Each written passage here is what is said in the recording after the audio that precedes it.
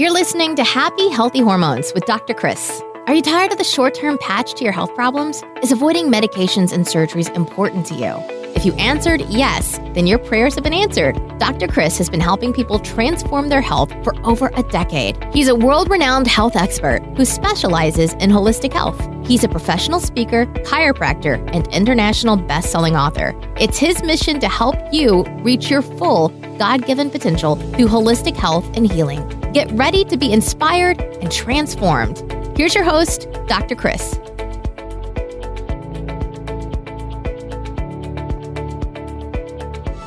Hey everyone, and welcome to the show where disease takes a dive and people come to thrive. Today you're really going to thrive because we've got a cool guest. This is Dr. Ryan Sousley. He's a 6-time Ironman triathlete, an ex-college football player. In fact, we actually used to play against each other, which you'll hear about that soon enough, and a fitness fanatic.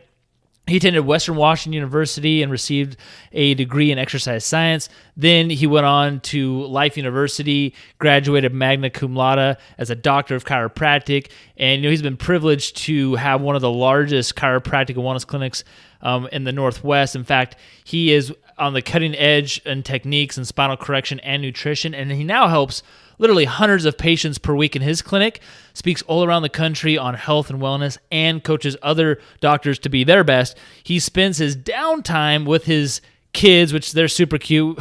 We have hung out with them numerous times, skiing, swimming, anything outdoors related.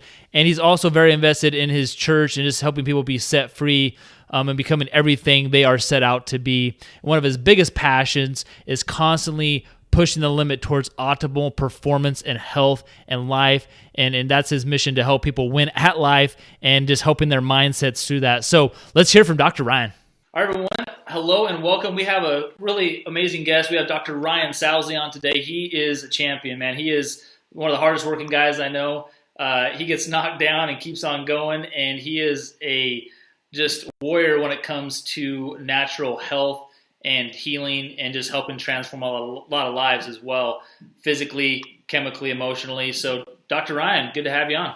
Hey, thanks, Dr. Chris. It's an honor to be with you. Absolutely, man. Well, hey, let's break into it because I know you kind of do it all because you've got a beautiful family. You've got 2 little girls and a little boy and then another one on the way. And you've got an amazing clinic that you help a lot of people with. But tell us your story. I mean, you grew up in a small town in Eastern Washington, to like what you used to do there, what your vision was, to how your vision changed and how you ended up becoming a natural health leader in the industry.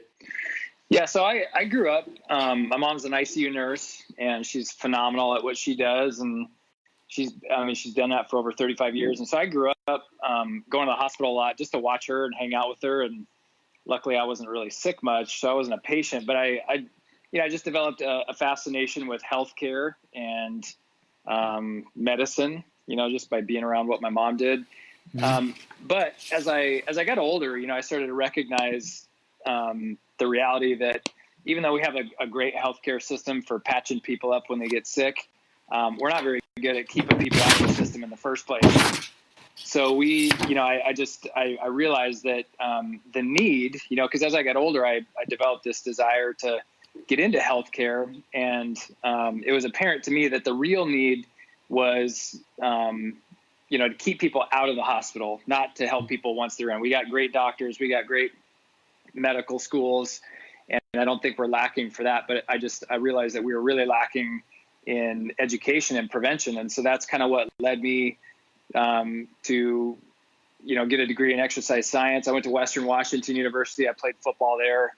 Got a degree in exercise science, went to chiropractic school because chiropractic and the whole philosophy of above, down, inside out healing and innate health just totally made sense to me. Well, I just want to pause you there for a second because you went to Western Washington University and I actually went to Central Washington University, and people probably don't realize this because they're both pretty small schools, right? Like Division II schools. They're not, you're not getting any bowl games going or anything. But hey, regardless, to get to that level is great. But Dr. Ryan and I, we were in arch rival schools, didn't even know it until like years later when we were going to professional school to become doctors.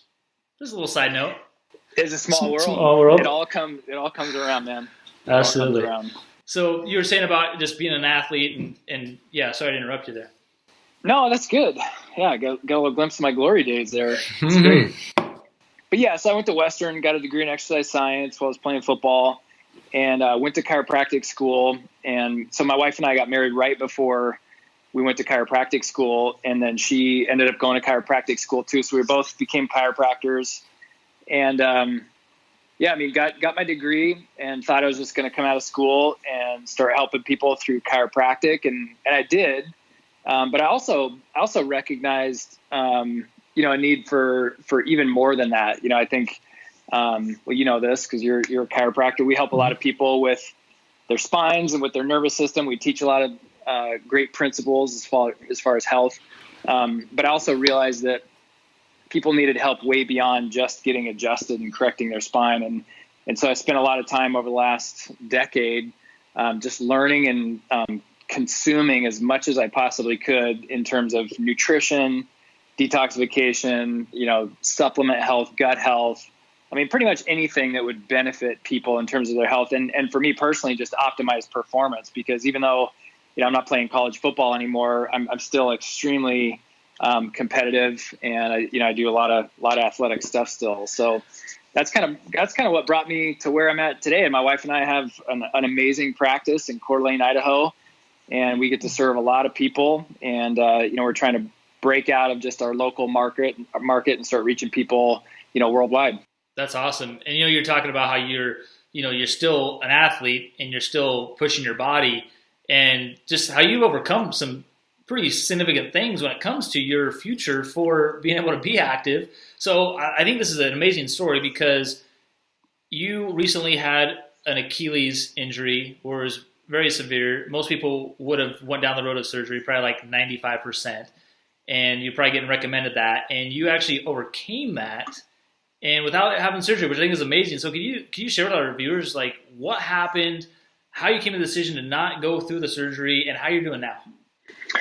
Yeah, so it's kind of a funny story, because I was in Chicago last year at a seminar, actually, and after the seminar was over, we played basketball with a bunch of chiropractors, and it was this weekly game that all these college athletes or ex-college athletes play in. And so, of course, like, I don't want to embarrass my buddy and be his terrible friend, and so I'm like trying as hard as I can. But I don't play a whole lot of basketball anymore. Like, I got into triathlon when we moved to Coeur d'Alene 7 years ago, and I've done 6 Ironman triathlons now, and I ski and hike and hunt and bike and all that stuff. But as far as like explosive sports, like or ballistic sports like basketball, I don't do a whole lot of that.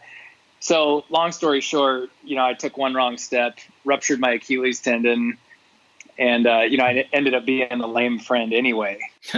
It's just kind of ironic. Yeah. That happens in any area of life where you try too hard, Yeah. It comes back to get you. But so yeah, I kind of had to hobble my way home and get back to Coeur d'Alene. Went and saw an orthopedic surgeon who, recommended surgery. And I was kind of torn about it, because even though as a chiropractor and like a holistic health professional, even still, there are obviously limitations of matter in certain situations where you need surgery. Like you break your arm in half, like you probably need to go get that fixed. You're not going to eat enough kale to fix that by yourself. But I started coming across some case studies of athletes and different people who had overcome the same type of injury without surgery. And mine was, a lot of people ask me, oh, you must have only partially tore it. No, mine was a 2-centimeter tear. So you could stick your finger in the middle of the Achilles tendon. There's nothing there.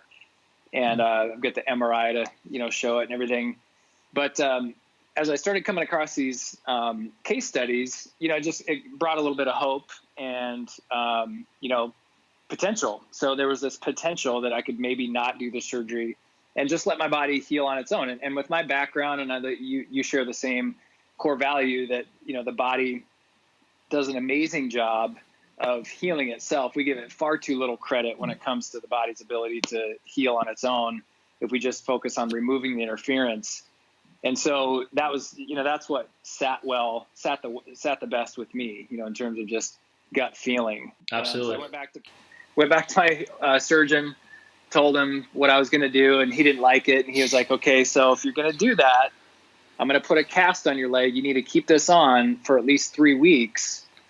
and, not put any pressure on it and everything else. So I let him put the cast on, and then I started reading and thinking, and I'm like, this doesn't seem normal either. Like, movement creates circulation, circulation creates life. And so this just doesn't feel right to me. So I went to the hardware store, got a pair of tin snips 2 days later, and I cut off my own cast. And nice. That's Eastern Washington boy right there. I love it. Hey, we just get her done. Yeah. No matter what. And so ordered a walking boot, because the one I got from the orthopedic, it was just terrible. So I got this one where you could actually change the angle of the foot and everything. And from there, I kind of just rehabbed myself. Like, I just became a student of soft tissue healing and Achilles injuries specifically. And, of course I had to work really hard on keeping my nutrition clean, and I took a lot of collagen supplements that are really excellent for soft tissue healing. And 9 months later, I'm training for another Ironman. I'm running 7-8 miles, every other day, and I could pretty much do whatever I want. So there was a lot of work in between there, but it's just a testament to one, like you said, hard work. I think that is a part of it. But number two, I think everybody listening, you got to remember that your body has the same potential that my body does. I think it's easy for people to look at someone like me or someone like you, because you're really, really well accomplished, really fit guy too, and say, well, that's possible for them, but I don't think I could ever do that. And I think that's where people are wrong. Like, I think, I think that we all have this amazing potential inside of us, and we just have to believe in ourselves, number one, and then make sure that our actions match our beliefs. Right? That's huge. Because if you really truly believe in yourself, you would behave a little bit different than if you had doubts. And we all have doubts, but sometimes you just have to strap it up and do it anyway. Absolutely. It's, so many times people look at somebody in a public figure, they look at, Dr. Ryan, Dr. Chris, these guys, they must be perfect at everything they do. That's not me. They were born this way, whatever it is. And the reality is like, neither one of us are perfect. We all have our vices, and we were created in the same image as everyone else. And the fact is, like you said, we have amazing healing power. And there's so many people out there that get forced or scared into having surgeries all the time. And you might think, it's a routine surgery. Achilles, people get that surgeries and cut on that all the time, right? Or that broken bone or whatever it might be. But a lot of times it's just like trusting our bodies. But we oftentimes make bad choices in a state of fear. And that's like the worst place to make a choice, is in that state of fear, right? When you're in the ER, when things are not going your way, they're pressuring you about your insurance and your payment. There's sick people all around. There's doctors telling you got to do something. And the fact that you kind of stepped back from that. And because you're talking about something you're very passionate about, and triathlete and being active outdoors and running a practice. I'm sure that was one of your thoughts, like, oh God, how am I going to take care of people scooting around on a scooter in a boot? But you just took that time to reacclimate and make a better choice for yourself. And that's so key. And that's what I love about your 5 minutes of fire that you do on your Facebook page. Is if you guys haven't heard Dr. Ryan's 5 minutes of fire or started to listen to that, I encourage you to, because he's always just giving you different perspectives on things and how you're thinking about things and how you're processing things in life. And so what inspired you to do your 5 minutes of fire? Well, yeah, out of all the different things that I study in terms of health, I think mindset captivates me the most, just because I'm a firm believer that you have to win in your mind before you win anywhere else. And I think that's true in relationships. I think it's true financially. I think it's true in business and athletics. And, high-level athletes ascribe to the same philosophy that, visualization and mindset are really the difference maker when it comes to, just a good athlete compared to a great athlete. And so mindset has always been just a fascinating thing for me. And I'm always trying to improve and learn and grow. And really where the 5 minutes of fire came from is, seeing patients in my office all day, every day. I would have these things that I would want to say to patients to motivate or inspire or challenge them. But, when you're with patients, when you're with them for 5-10 minutes, there's still not really the time, or maybe even more so the context, to really say what you want to say, because it's a little different when it's one person standing right in front of you versus like, well, hey, I'm just going to put this out there.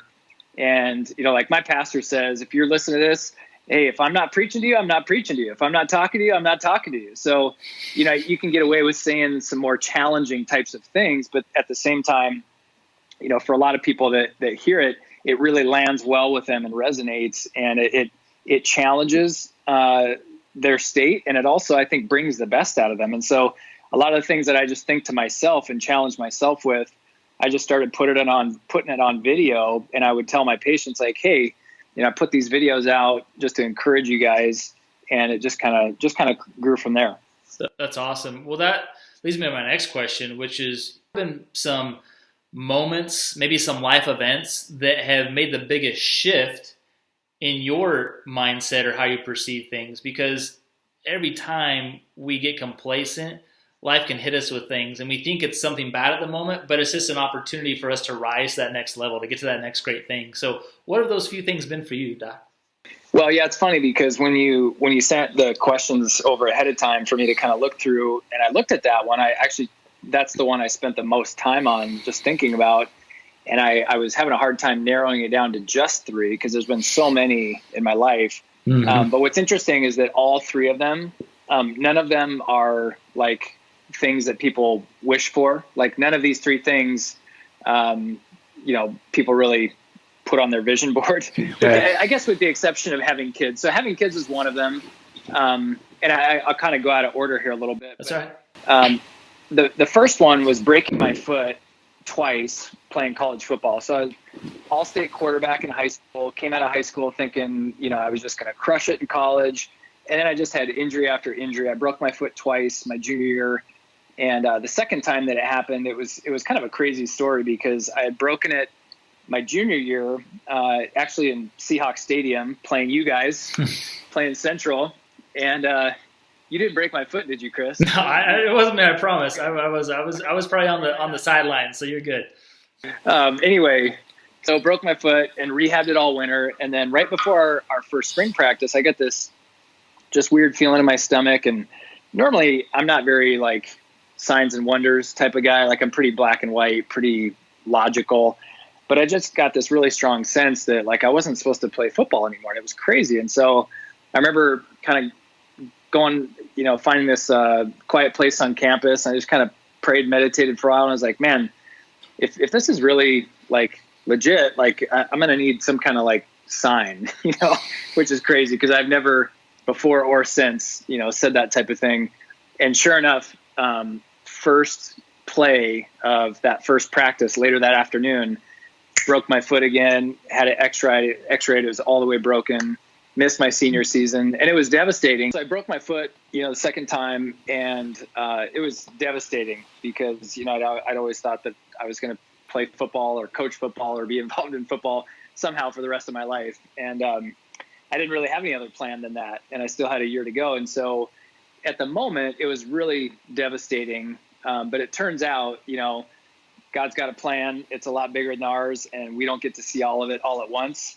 And it was an amazing lesson to just kind of let go and, still work hard and have dreams and have goals, but not hold so tightly to the things that I wanted, personally, because it was really that event that forced me to get serious about school, forced me to declare major and to determine, career path, which is right about the same time that I decided on chiropractic. That's also the time when Erin and I got really serious, and I decided I was going to propose to her. Long story short, like it just sent me on this totally different trajectory that I don't think I probably would have, gone had I not had that injury. So, that would be a big one. Obviously, that kind of catapulted me or catalyzed this part of my life. The other one would be having kids, and the reason why I put that one on there is I never really thought I'd be a good dad. I've always been kind of just self-absorbed and all in my own little world. And, but man, when we had our first kid, it was just like this instantaneous, like all of a sudden I could finally understand how much, God loved me as a son. You hear about that growing up, like, God loves you and God's like a father and whatever. And even your own dad, like a lot of times, and I had a great dad. I had a stepdad and a biological dad that were both fantastic. And so I wasn't lacking for love or anything like that, but I don't think you really fully get it until you have your own kids. And for me, it totally softened a piece of my heart that I wasn't really ever sure would ever be softened. And I think that's a big reason why, I have this compassion and this desire to help families with their health, especially kids. We have a huge pediatric portion of our clinic. And that's really why. And if you would have asked me 20 years ago, I would have been like, no way, I can't stand kids, But then you have some and you're like, oh, they're not too bad. They're actually pretty fun. So, well, it's amazing what, attracts you in your life, because it's really where you're at in your journey. If you have kids and you're passionate about kids, you're probably going to attract kids into your life. If you're not in that realm or whatever, you're probably not going to attract those things in your life. And that's awesome. Yeah. And the last one would just be tearing my Achilles. And that one's kind of obvious, but it just, I think more than anything, it revealed my superpower. So I think we all have a superpower, and this is a super important thing that I think all of us should try to focus on. Is you got to identify your superpower, because if you're trying to press into things that are not your superpower, it's going to be challenging. But if you know what your superpower is and you can leverage that, then you're going to be a lot better off. And tearing my Achilles and going through that, I think it revealed that my superpower was just grit. Yeah. And I think I'm able to withstand a lot, and it's given me confidence, because now I'm kind of like, I have no fear. And it doesn't mean that I have no fear that I'm ever going to be hurt again, or that I might not, or might lose or whatever, because I'm sure those things are going to happen. Life is life for sure. But it's almost like, the more pain you can endure and triumph over, the more pain you can handle, in the future in a good way. Yeah. So anyway, that's awesome. That's real truth right there for sure. For people that are looking to create a new habit or new direction so that they can, rise to that new level, or just have a better trajectory moving forward, what would be just like one nugget, one action step that you would just help them like guide themselves towards, so they could create that new perspective, new habit? Get uncomfortable. I mean, like I said, I mean, the most pivotal moments of my life were the most uncomfortable. Even having kids, because even though having kids is a beautiful thing, like I was scared to death of being a dad and having kids, because I just didn't think I was going to be good at it. And but it's, like you guys have probably all heard the analogy that you don't know what's on the inside of an orange until it gets squeezed. Mm-hmm. And that's kind of true for all of us. And I think that we all have a lot more on the inside that's valuable than we maybe recognize, but that value doesn't come out. That beauty, that superpower doesn't come out until you squeeze yourself, or you allow yourself to get squeezed. And so I think, it's different for everybody, but I think if people were to be honest with themselves, I really think that if you were to ask people, hey, what's that one thing that you already know, like you don't have to think about, you already know that you should be doing that's uncomfortable, that's going to make your life better, but you're scared, or you're unsure, or, you're lying to yourself that you don't have enough information yet, or whatever the case is. Like, I think people deep down, they already know what that one thing is that they need to start doing, or that jump that they need to take to just level up their life. So get uncomfortable. That's my answer. I think that's great. That's perfect. I mean, so many of us get in our complacency, and then we can't grow. Just like the lobster, right? It can't grow unless it feels that pressure on its shell and on its body, and then it can shed it and grow and get bigger. So that's great. Doc, what are some ways that some people can maybe reach out to you, whether it be working with you or just connecting with what you're doing on a daily basis to help them get better in their health and their mission? So my wife and I, we try to put out as much valuable content on social media as we can. And we really don't have an agenda for that. Like the 5 Minutes of Fire videos. We've been doing a Facebook Live thing, my wife and I have, for the last couple of weeks, just all about keto and the ketogenic diet. And so if people want to just kind of follow me and see what I'm up to and see the type of stuff that I'm putting out, you can follow me on Facebook and Instagram.